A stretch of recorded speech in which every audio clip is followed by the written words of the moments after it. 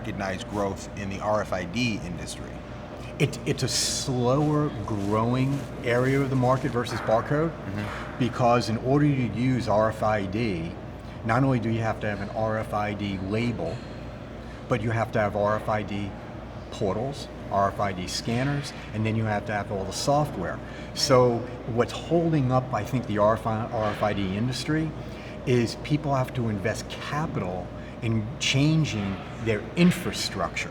Correct. And that's where things are holding up. We're absolutely seeing growth. It's not exponential growth, but it's a constant growth. And I think over time it will continue.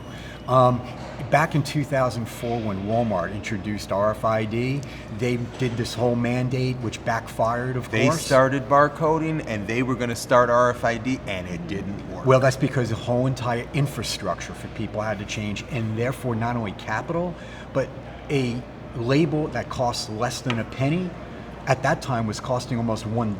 Yeah. Now that same label now is 10 cents instead of $1, correct. But even so, it's still 10x over a barcode label. And that's what's holding the industry back. So closed loop RFID applications have been the fastest growing, and I think will continue to be.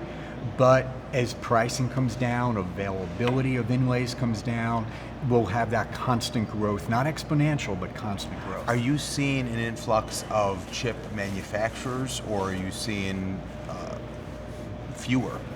I think the big players are buying all the smaller players up.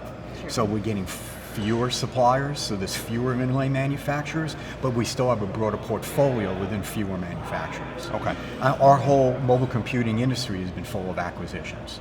There used to be multiple sources to buy mobile computing, and now you're down to 3 or 4 primaries, or 1 or 2 primaries, with a couple of other players. So the chip industry has been the same way, such as Avery buying SmartTrack as an example.